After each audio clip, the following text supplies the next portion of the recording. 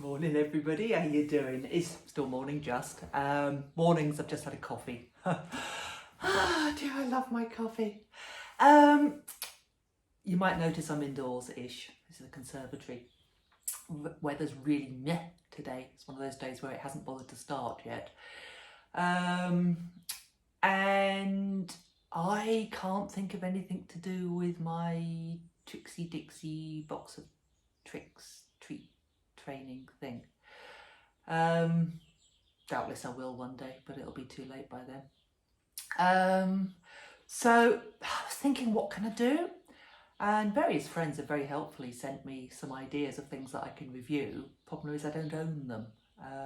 The ones that I do own are made by people that I know, so I could only be polite about them because they actually rely on their living, being able to eat and things through selling them, so I can't do that. So I thought, well, I'm all about giving, I'm all about giving back, and I've retired. I have been a dog trainer and a behaviourist, and I was one of the proper job behaviourists. I actually took exams and stuff, and yeah, went to university and all of those crazy things.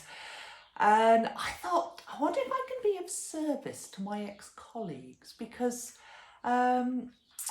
they, like me, belong to properly regulated bodies, and they have a certain code of conduct in these bodies for very, very good reasons. And one of the codes is, basically, it doesn't allow you to say what you're thinking. And I got very good at that. I could smile and words could come out of my mouth, and the think bubble that was up there, very, very, very different. So most people don't say what they're thinking, luckily, for very, very many reasons.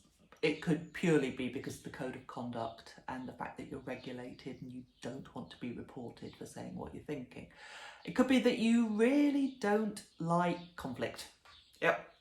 What you're saying is going to hurt, so you come up with some flannelly way around it instead to avoid actually saying what you're thinking. Could just be you want to keep taking the client's money. I know I've been there a few times thinking, oof, I can milk this one for a few more weeks.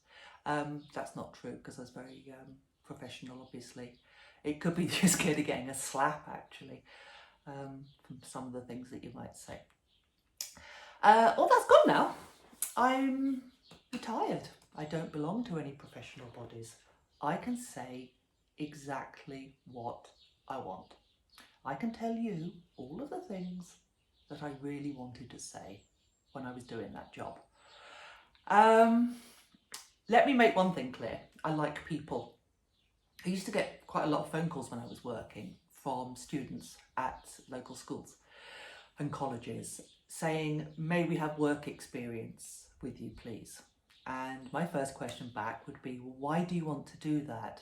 And they says, well, we much prefer animals to people, in which case they wouldn't get a job. No way.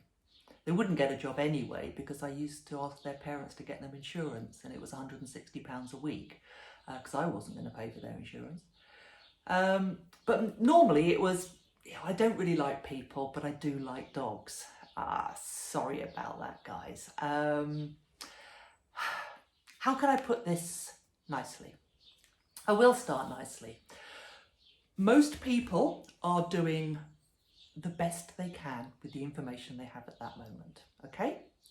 So in order to be a dog trainer or a behaviourist, you've got to take the history and you have got to assess the person, and you have got to be aware that most people are doing their best, especially the ones who come to you for help. Again, there's no nice way of putting this. Most people that I trained, my clients were great, really, really great. If they're watching this now, we're still in touch, so you're amongst the majority of really, really great people. Then there was the minority who, frankly, been hit with a stupid stick at birth. Seriously. The level of quittery that you have to put up with when you are a dog trainer is off the scale. Common sense goes out of the window. Well, they never had it in the first place. The stupid stick hit that straight out of the ballpark. It's unbelievable. And you've got to try and turn that round and help them and help their dog. And then there's another minority, which is actually quite a large minority, who have been very heavily influenced, brainwashed by the TV experts, by the 30-minute turnaround, and also some people who write books about dog listening and whispering and things like that. And they're prepared to share their utter bullshit with you because they've seen it on the television for a very long time. Okay. And so you just gently have to explain to them that that Mexican fella is talking a bucket of and explain the right way of doing things. But of course you can't say things like that, can you? No, you've got to be polite and you've got to go into the science without boring them and all of that sort of thing. I don't have to do that anymore. It's absolutely fantastic. I can even read these groups on Facebook that where people are doing particularly stupid things with their dogs, unfair things. And I don't feel like I have to comment anymore. That's now somebody else's job. But what I think I can do through these videos is provide a service to my darling clients, them as well, my darling colleagues who are still out there, still struggling on a daily basis.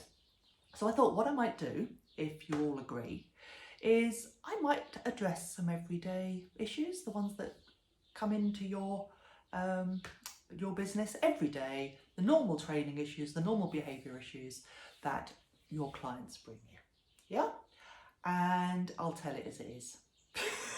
No sugarcoating. I'll say all the things that you want to say. How's that for a service? I spent some time last night learning how to bleep my bad language, so I don't have to do this in more than one take. I can now go in and edit and do all sorts of funny things. So unless you're a very good lip reader, hopefully you won't hear it or know that I've said it. That's it. So if anybody thinks that's a good idea, give me a thumbs up or something like that. If you've got any ideas of things you'd really like me to say, I will do. And apart from that, I hope you all have a lovely day, and I'll try and keep these shorter in future. Bye, lovelies.